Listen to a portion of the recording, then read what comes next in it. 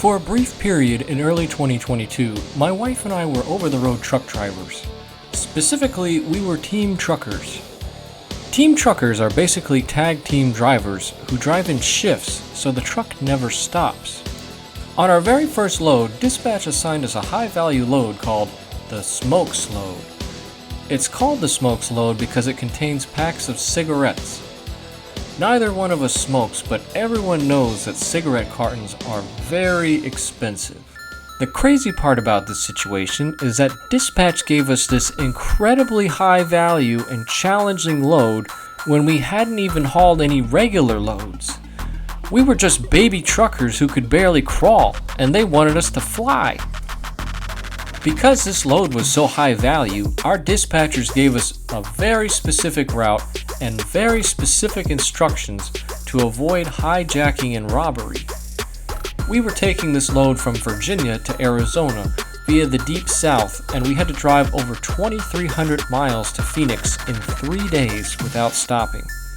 They even listed cities in red zones where we couldn't stop the truck under any circumstance, even to go to the bathroom.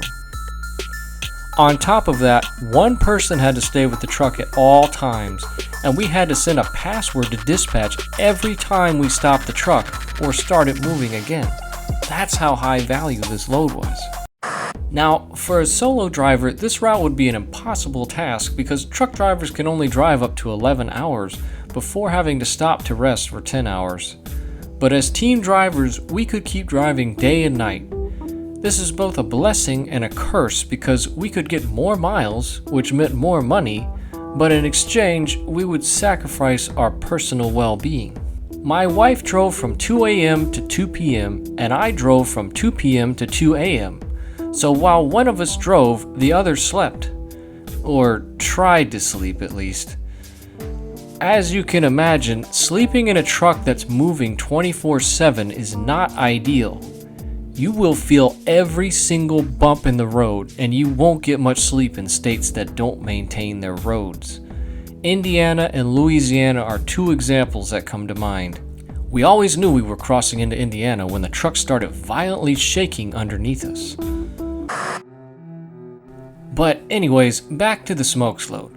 On day one, I was determined to get out of the huge red zone between Virginia and South Carolina, so I ended up pushing myself to the limit. In the dark of the night, I drove from central Virginia all the way to the border of Georgia. By doing this, I ran my driving clock down to almost zero and desperately needed to find a place to stop. Unfortunately, truck stops and rest stops rarely have parking past 3 p.m., so there was absolutely nowhere for me to park that night. Delirious and exhausted, I had to pull over on the shoulder so my wife could take over. This was a bad situation for both of us because the shoulder is not a safe place and there are no bathrooms or showers on the interstate. Despite this terrible start to day 2, my wife grabbed the torch and ran.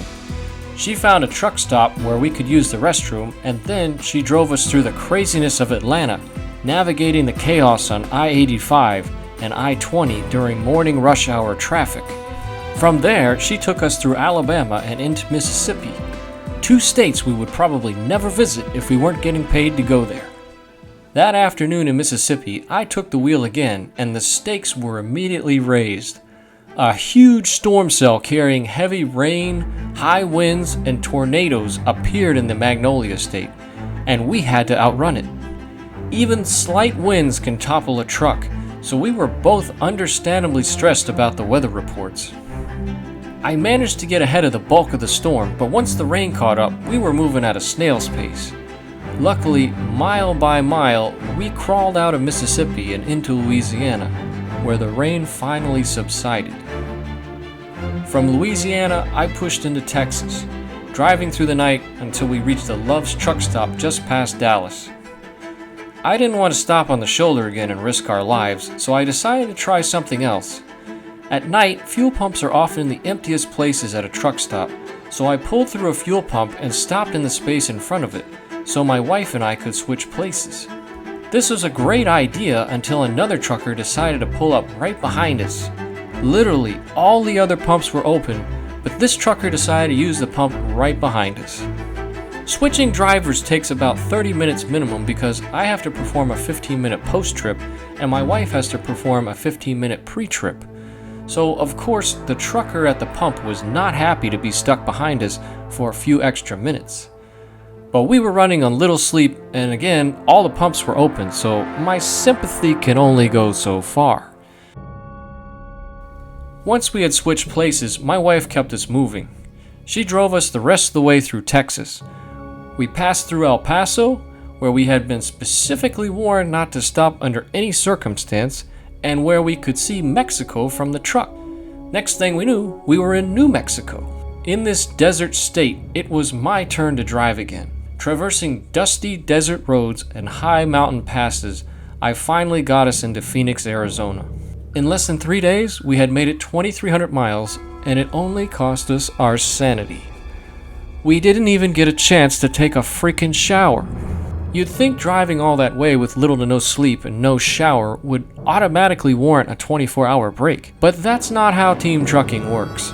We had to ask dispatch for a 24-hour rest period so they wouldn't send us on another 2,000-mile jaunt before we could get a chance to get some well-deserved R&R.